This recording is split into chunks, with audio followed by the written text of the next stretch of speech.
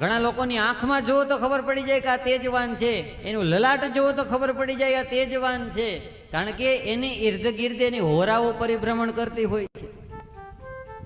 આપણે દેવી દેવતાઓના મંદિરમાં દર્શન કરવા માટે જઈએ ત્યારે પ્રદક્ષિણા કરીએ આપણે. શા માટે? તો કે એ દેવી દેવતાઓની જે મૂર્તિ હોય એની ઇર્દ ગિર્દમાં એનું દેવત્વ, એની હોરાઓ બધી પરિભ્રમણ કરતી હોય, એની હોરાઓ આજુબાજુમાં બધી હોય. એટલે મંદિરમાં જાઓ એટલે જવાનું જ મન થાય. અને તમે કઈક પિક્ચર જોવા માટે થિયેટરમાં જાઓ, ટોકીઝમાં જાઓ અને ત્યાં તમે માળા લઈને બેસવાનો તમને વિચાર ન આવે, ત્યાં તમને સીટીઓ મારવાનો જ વિચાર આવે.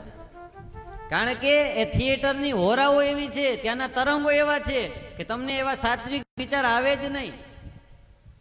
એ વિચાર તમને મંદિરમાં આવે, તમને બીજી જગ્યાએ ન પણ આવી શકે, કારણ કે ત્યાંની હોરાઓ છે, ત્યાંના પૂજાપાઠ થતા હોય, એ ધૂપના ધુવાણે પીરની આરતીઓ થતી હોય, ત્યાં એના પૂજાપાઠો થતા હોય, મંત્રોચ્ચાર થતા હોય પૂજારી દ્વારા. એટલા માટે એની હોરાઓ, એની ઉર્જાઓ હોય, અને એ ઉર્જા મેળવવા માટે આપણે પ્રદક્ષિણા ફરીએ છીએ. અને કેવી રીતના?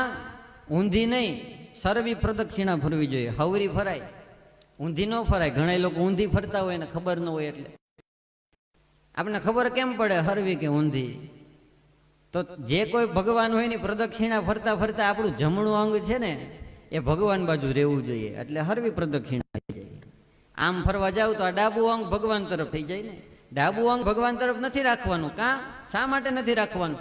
તો કે આપણા શરીરમાં જમણું અને ડાબુ અંગ છે. આપણે ડાબા અંગનો ક્યાંય પૂજામાં ઉપયોગ કરતા જ નથી. ભક્તિ કરવી હોય તો ડાબા હાથે માણા નહીં, જમણા હાથે. ભગવાનને ચંદન કરવાનું હોય તો આપણે ડાબા હાથે નહીં, જમણા હાથે ચાંદલો કરીએ છીએ.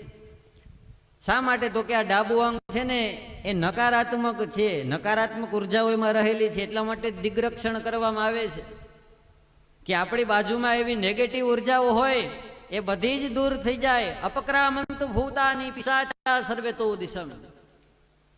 વામ હસ્તેન ગૌ સરસવાન ગૃહીત્વા દક્ષિણ હસ્તેન આચ્છાદ્ય દક્ષિણ જાંગો પરિમ. આખી પદ્ધતિ છે. આપણું ડાબાની નેગેટિવિટી છે ને એને દબાવવાની વાત છે, પછી પૂજા કરાય. જ્યાં સુધી નેગેટિવ વિચાર આવે ને ત્યાં સુધી તમે પૂજા પાઠ, ભજન, કીર્તન, આરાધ કઈ ન કરી શકો. એટલા માટે જ આ સરસવની દિગ્રક્ષણની વિધિ બતાવી છે કે ડાબા હાથમાં સરસવ રાખો, જમણો હાથ માથે ઢાંકો અને એને જમણા ગોઠણે દબાવીને રાખો.